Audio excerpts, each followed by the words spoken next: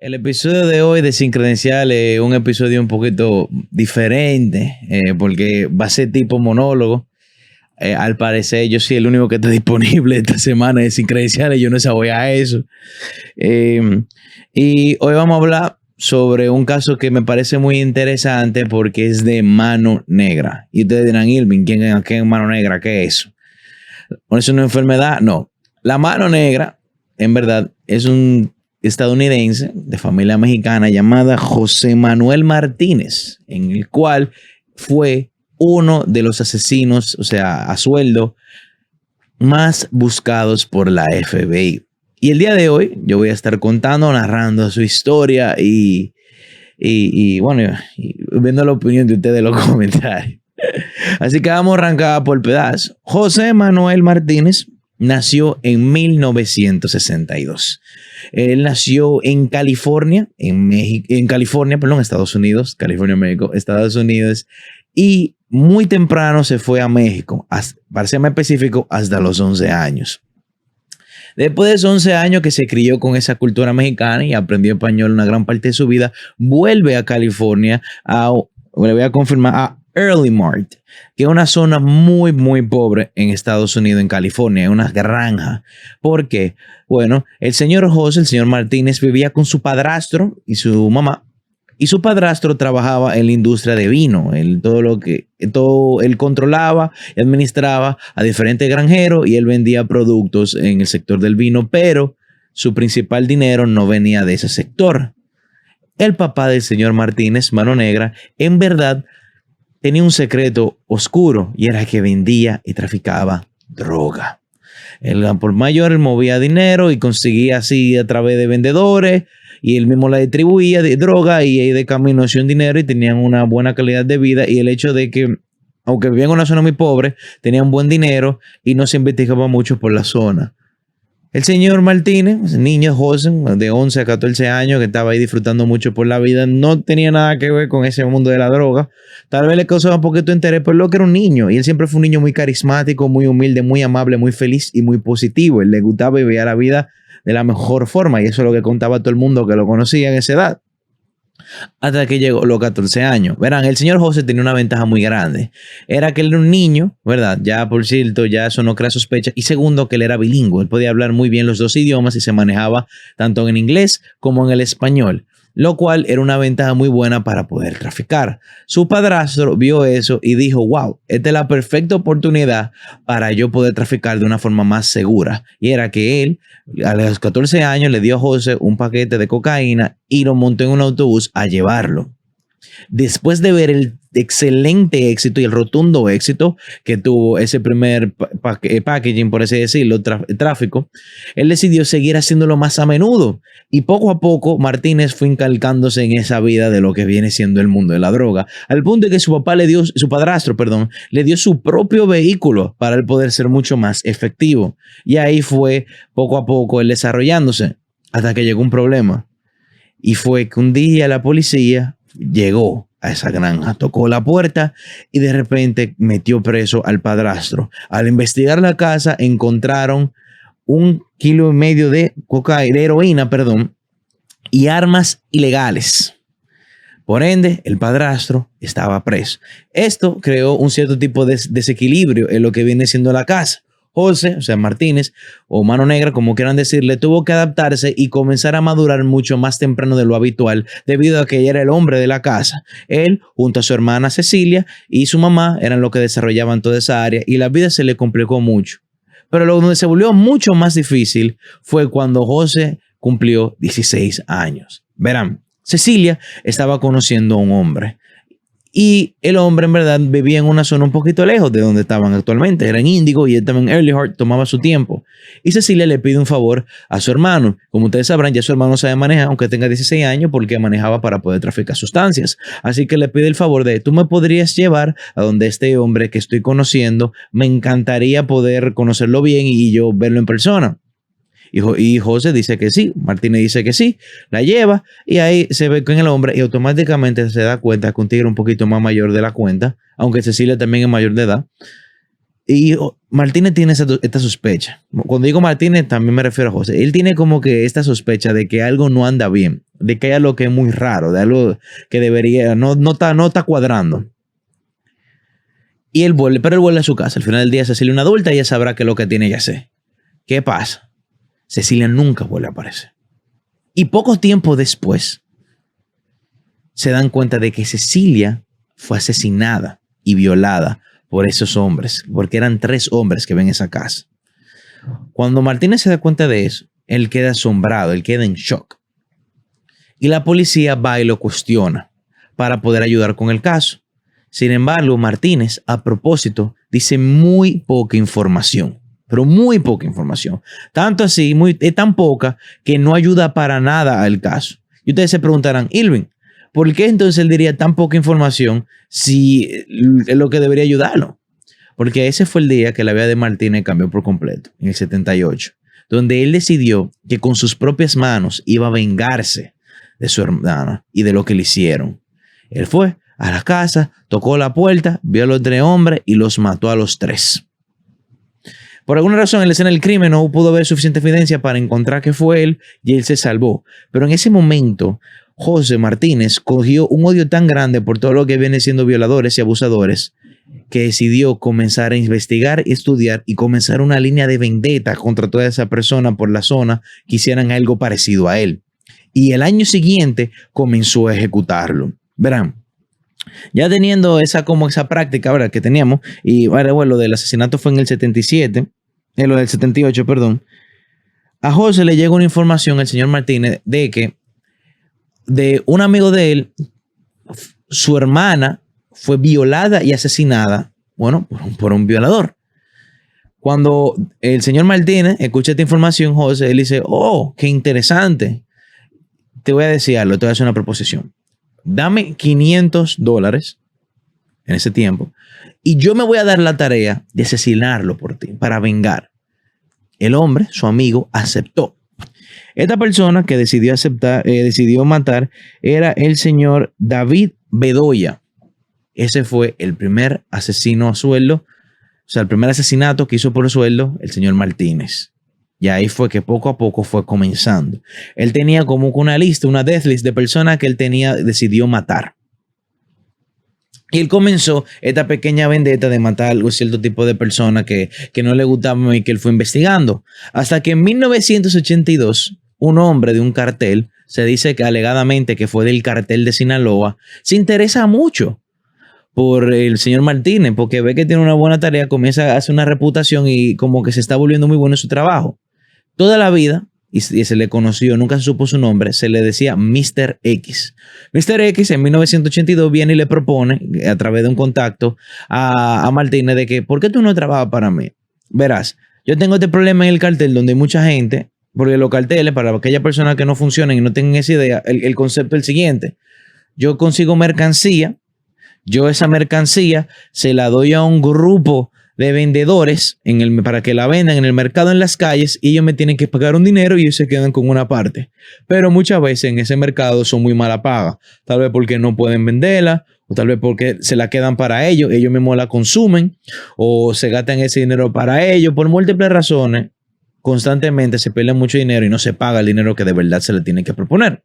Por ende, él quería la ayuda, el señor Mr. X, de una persona como Martínez, una persona que hiciera recado y ya tenga experiencia en llevar paquetes, porque no solamente asesina, pero al mismo tiempo, en caso de que haya un deudor medio complicado, el señor Martínez pueda resolver. Y eso mismo fue, para eso mismo lo contrató. Y el señor Martínez estaba comenzando a hacer muy buen dinero, tanto para cobrarle, ir a donde los deudores, cobrarle el dinero, y para aquellas personas que se hacían un poquito más complicadas, tenían que utilizar un poquito más de fuerza o matarlo. Bien. Entonces, teniendo eso en mente, pasa el tiempo y llegamos al 2006. Sorprendentemente, durante todo este transcurso del tiempo, al señor Martínez lo llegaron a meter preso. Pero solamente lo llegaron a meter preso por cargos menores. Nunca se pudo coincidir con ningún tipo de asesinato que él hizo, por alguna razón. Y era muy evidente porque siempre cuando se investigaba la escena del crimen, él como que siempre estaba en algún sospechoso o en alguna persona que estaba cerca. Era ¿cómo se dice? José, ¿cómo se dice cuando una persona ve la escena del crimen? Witness, testigo. Pero alguna razón nunca llegó a conectar los puntos a la FBI de, ok, tal vez este pana sea el culpable. Siempre era, bueno, no era él. Y en el 2006 se le hace una misión que fue muy vital para la historia de lo que viene siendo el señor Martínez Mano Negra. Y era que a él decían, le dijo Mr. X, yo necesito que tú vayas a Florida. ¿Por qué? Hay una persona que su nombre es Javier Huerta, en el cual me debe aproximadamente más de $150,000 en lo que viene siendo cocaína. Y él no me ha pagado. Él no quiere entender por la buena. Yo necesito que tú lo hagas entender por las malas. Entonces él se le da la tarea. Él le iban a pagar, no sé si tengo el monto de cuánto le iban a pagar. No, es que no tengo el monto de cuánto le iban a pagar. De aquí, desde el 82 al 2006, el señor Martínez se volvió muy, muy bueno en lo que viene siendo asesinar. Él era mucho más inteligente, él tenía mucha más experiencia y él sabía cómo poder atacar de una forma más eficiente. Así que, ¿qué es lo que él hizo? Él se puso a investigar y él se dio cuenta que David Huerta antes era un trabajador en construcción, él era como un obrero. Entonces, él a través de un contacto falso, él va donde David Huerta y él le dice, hey, saludos, señor David, mire, yo me estoy mudando, yo quiero vender en mi casa, pero yo no sé la valoración que tendría y yo quiero dar una valoración para poder venderla, porque si la valoración es muy diferente a la otra casa que están alrededor, entonces tienen que llegar nueva gente, ser local o lo que sea, necesito tu ayuda. Y David Huerta dice, claro, perfecto, no hay ningún tipo de problema, yo te puedo ayudar con eso. Después de que agendan y cuadran ese proceso, el señor David Huerta viene con un compañero, también obrero, para que lo ayude. Automáticamente el señor Martínez dice, bueno, vengan, entren, vengan para mi casa, no hay problema. Desde que entran, él cierra la puerta, él saca una pistola y le dice, al suelo. Obviamente David Huerta está súper asustado, pero ya automáticamente él sabe por qué. Él estaba en el mundo de la droga, él sabe que era el problema, él debía el dinero. Y de una vez el señor Martín le dice, oye, o tú me das el dinero, tienes 30 minutos, para darme esos $150,000 o devolverme la mercancía, o yo tengo un contacto que está ahora mismo en tu casa o al lado de tu casa. Si tú no me lo das en 30 minutos, yo voy a matar a toda tu familia. Automáticamente el señor David Huerta escucha eso y está en paniqueo y le consigue de una vez los $150,000. Martínez, después de conseguir los $150,000, los mata a los dos. Entonces, ¿qué hace? Él coge como con una prenda que son como de zip, ¿verdad? Que son como fuertes. Y él los ata por las manos y por las piernas, los pega con una sábana, lo cubre y lo pone en la parte de atrás de su camioneta. ¡Tan! Y él comienza a manejar. Mientras él está manejando, se está bebiendo su Mountain Dew y está prendiendo un cigarrillo. Él maneja hasta en medio de la carretera y él deja el carro ahí, bota el cigarrillo dentro de la lata de Mountain Dew y se va. Y él sigue con su vida. Acá ese un asesinato muy exitoso en el cual le dio mucho dinero y durante ese tiempo él quiso darse una pequeña pausa y a disfrutar con su familia que tiene una parte en Alabama. Él tiene su familia está distribuida ahora mismo en dos partes. Alabama, que es donde está su hija, y California, que es donde está su hijo, en Earlyhart, donde él se había criado. Perfecto, ya tenemos esa parte. Mientras estaba en Alabama, obviamente, un par de días después, el FBI y la policía encuentran esa escena del crimen. Y comienzan a hacer todo el análisis, comienzan a ver el cuerpo, ven que David Huerta, lo investigan, saben quién es. Y dentro, de nuevo, en el carro, encuentran el cigarrillo que fue prendido. Cogen esta muestra para guardarla para después. Quieren hacerle una prueba de ADN, pero la prueba de ADN no era posible hacerse en ese tiempo. Yo no, en verdad, bueno, déjame poner un poquito más el centro. Yo no sé por qué fue en ese momento que la razón por la cual no se podía hacer la prueba de ADN, se me olvidó y se me escapó ese dato, pero en ese momento no se podía hacer. Así que por ahora, el señor Martínez de nuevo estaba libre y de nuevo se salvó de la escena del crimen.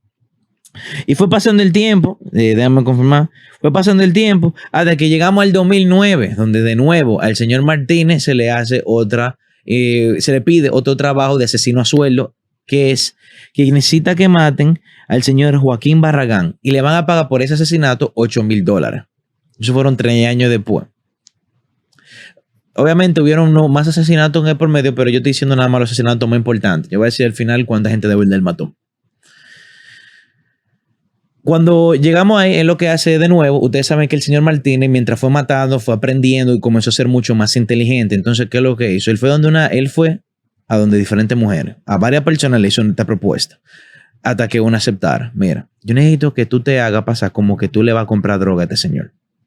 porque de nuevo, era una persona que debía dinero. Era una persona que él era, había que cobrarle y él no había pagado.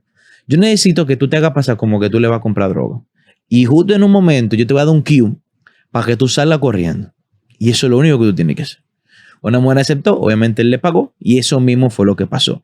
Alguien vino una tipa, eso pasa que va a comprar dinero y automáticamente la tipa comienza a correr de la nada. Joaquín no entiende, sale Martínez y le dispara. Y de nuevo, mismo proceso, con el mismo tipo de material, lo ata de la mano de la pierna, lo cubre y él se va. Ya de nuevo ahí, obviamente, al día siguiente se investiga. Lo que pasa con el señor Joaquín es que ya Joaquín tenía un expediente mucho más profundo que, por ejemplo, el señor Javier, y que Joaquín ya se estaba investigando, se hizo un paqueo, y lo interesante fue de que a Joaquín se le entendió que ya él estaba siendo perseguido por una persona conocida como la Mano Negra. Verán, durante todo ese tiempo y todos esos asesinatos que fue haciendo Martínez, él comenzó a coger una reputación muy grande dentro del mundo del cartel, porque él trabajaba con carteles y deudores de la Mano Negra, en el cual a gente que no pagaba muchas veces eran contratados por grandes carteles para buscarse dinero o para matarlos. Entonces él comenzó a conseguir esa reputación. Cuando estaban investigando, ahí cayó el nombre de Mano Negra.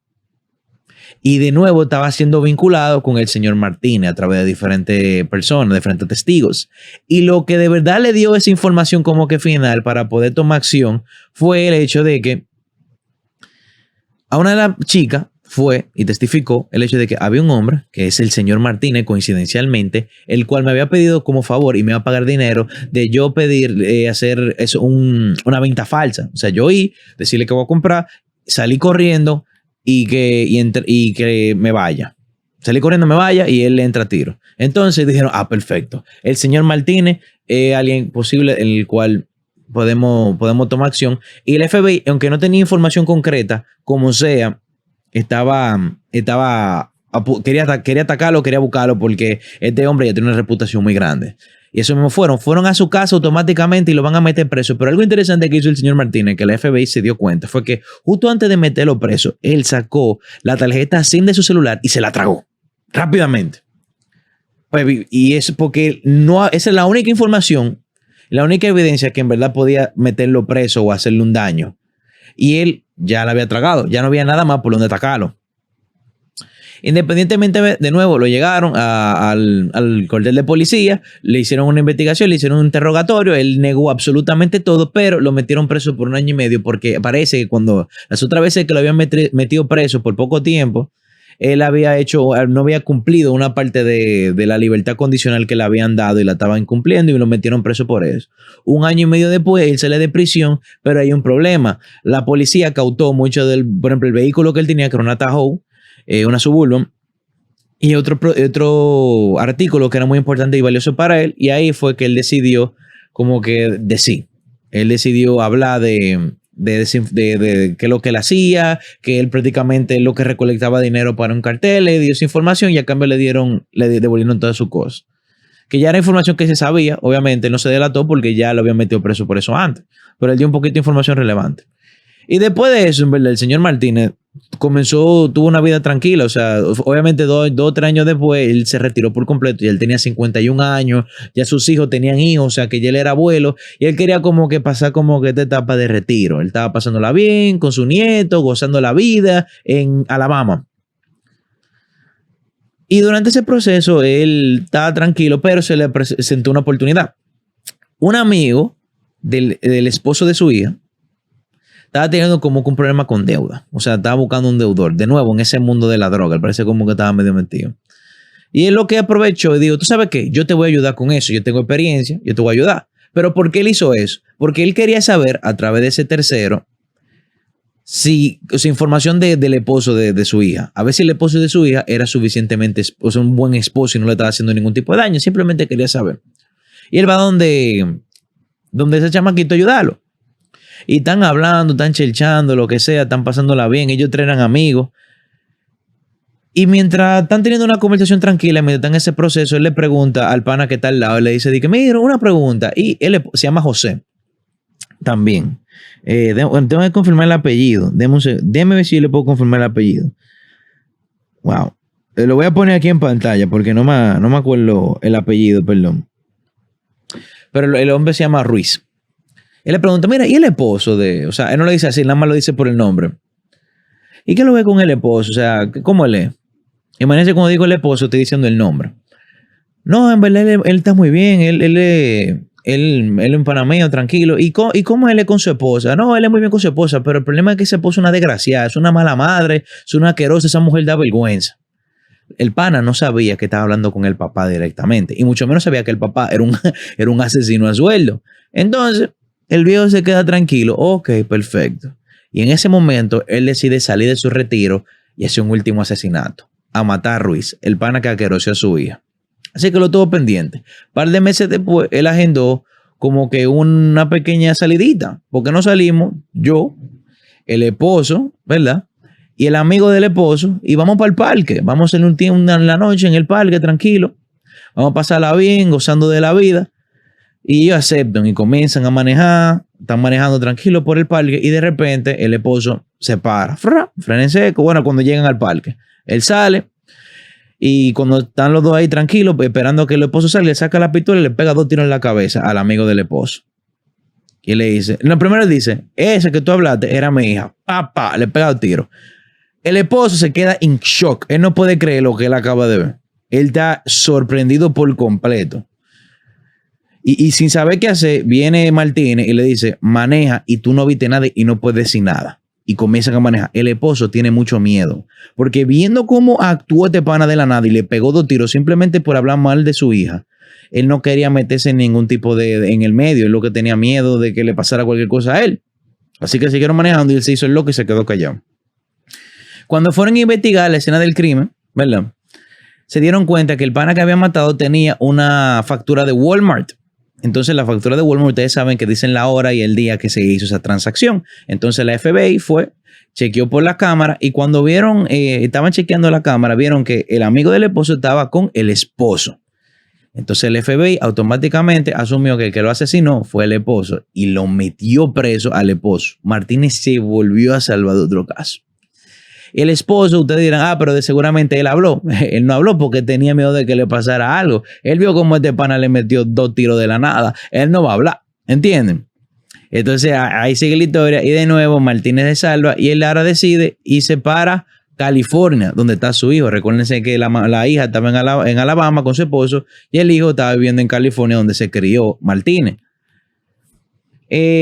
Cuando él va en California, obviamente él estaba un poquito fuera de contexto, él no sabe lo que está pasando, pero en verdad hubo una serie de robos por esa zona y la policía está ahí investigándolo. Entonces la policía va tranquilo y toca la puerta y va a donde la casa del señor Martínez, donde está con su hijo, y toca la puerta y dice, hey, aquí está la policía. Martínez no sabía que era simplemente la investigación de un robo cualquiera que se estaba pasando por la zona. Martínez lo que pensó que pasó fue que el esposo habló y que le iban a meter preso. Entonces él automáticamente lo que hace es que él sale corriendo. Él se embala de la nada. Y la policía, por si acaso, lo atrapa porque está raro que llegue la policía y este pana salga corriendo. Algo tuvo que haber hecho. Y lo atrapan. Lo que sí descubrieron de él era de que él tenía un arma ilegal. Y lo podían meter preso por eso. Entonces, el señor Martínez se respiró hondo pensando que fue algo mayor, pero en verdad solo de las armas y el negocio dice, mira, a mí llegaron a meter preso antes por lo que viene siendo, todo lo que viene siendo el cartel y lo que sea, vamos a hacer una negociación. Yo te voy a conseguir armas ilegales que están actualmente en el país, muchísimas armas ilegales, y a cambio, o sea, yo trabajo por ti, y a cambio, porque yo sé de ese mundo, y a cambio tú no me metes preso. La policía, teniendo un problema muy grande actualmente de armas ilegales, que era literalmente mitad armas legales, mitad armas ilegales que estaban afuera, aceptó. Querían que muchas de las armas se pudieran devolver. Y entonces ahí Martínez se volvió a salvar de nuevo a través de la negociación en la cual él estaba ahora trabajando para la FBI y estaba comenzando a coger una reputación, lo cual él sabía que era muy esencial. Martínez sabía de todos los tipos de asesinatos que él había hecho. Su única opción era trabajar directamente con la policía para ver si con el tiempo él podía como que bajar la sentencia o si eventualmente lo atrapaban, poder tranquilizarse. Pero las cosas no parecían que iban para eso. Mano negra, el señor Martínez, al final del día, estaba mejor que nunca, trabajando para el FBI, nunca lo llegaron a atrapar, todo estaba muy bien. Hasta que se volvió a abrir el caso del 2006, donde el cigarrillo por fin pudo ser comprobado en la análisis de ADN. Recuérdense que en el 2006, lo de la camioneta, que fue el incidente de Javier Huerta, El cigarrillo que le había dejado dentro del Mountain Dew, que en ese momento no se podía hacer análisis de ADN, ahora sí se pudo hacer y adivinen quién dio la prueba, el señor Martínez. Pero no era suficiente. La FBI comenzó y siguió investigando. Comenzó a investigar sobre múltiples asesinatos y se estaban dando cuenta de algo. Martínez a todas sus víctimas las ataba con el mismo tipo de tela, se la amarraba con el mismo tipo de tela. Cuando lo amarraba en la mano y en la pierna, utilizaba un cierto tipo como que de zip tie, ¿verdad? Entonces como que él usaba una fórmula muy básica para siempre atrapar a su víctima después de que la mataba. Amarrar a su víctima después de que la mataba. Y entonces estaban comenzando a coordinar y ver toda esta pieza y todo este asesinato y de carteles, y las piezas estaban como comenzando a conectar y ya lo tenían como que muy específicamente pinta. O sea, punto ahí. Dijeron, este pana, estamos casi seguros de que hizo esto, pero queremos un poquito más de información. Y el poquito más de información llegó. ¿Cuál fue ese poquito más de información? El hecho de que el esposo que estaba preso decidió hablar. Él entendió, mira, yo tengo miedo de que este pana me haga algo, pero al final yo tengo una familia que cuidar y una familia que mantener y yo no hice esto. Así que yo voy a hablar porque yo sé que fue él. Y ya con esa información dijeron, ok, ya el señor Martínez es. Y lo pusieron como wanted, o sea, le pusieron como que este pana se busca. Y el señor Martínez lo meten preso en Arizona poco tiempo después. Él no sabía que le habían hecho como que este tipo de búsqueda, pero lo meten preso. Y cuando lo meten preso, la policía piensa que va a ser un proceso complicado de nuevo. Va a decir, no, este pana va a negar todo, este pana va a decir que no, y vamos a tener que investigar más. Pero la sorpresa de ellos fue que el Martínez prácticamente, casi automáticamente, él contó todo, todos los detalles de todos sus asesinatos, pedazo por pedazo, cómo que él hacía la cosa. Él decía, bueno, este tipo yo lo maté así, este tipo yo lo maté así, y que si este tipo lo maté así, y le contó a la policía todos los asesinatos que él había hecho. Él parece que se rindió, ya él estaba muy viejo, ya no podía seguir mintiéndolo, ya la evidencia como que se estaban conglomerando, ya no había más nada que él podía hacer al respecto. Así que él decide, ¿sabe qué? Voy a decir la verdad. Al final, él confiesa que mató a más de 30 personas trabajando como un asesino a sueldo. O sea, que hizo mucho dinero como asesino a sueldo. Y sus sentencias fueron las siguientes, se las voy a leer. Le dieron 50 años preso en Alabama. Eso fue por el asesinato del amigo del esposo. Cadena perpetua en California y 2 cadenas perpetuas en Florida. Y esa fue la historia de Mano Negra, el asesino a sueldo más buscado por el FBI de Estados Unidos. Muchas gracias, gente, por ver este video de Sin Credenciales. Si te interesa ver el video de cómo fue el asesinato misterioso que nunca tuvo respuesta de Yuri Saibar, aquí le dejo el video. No te olvides suscribirte, darle like, activa la campanita y nos vemos.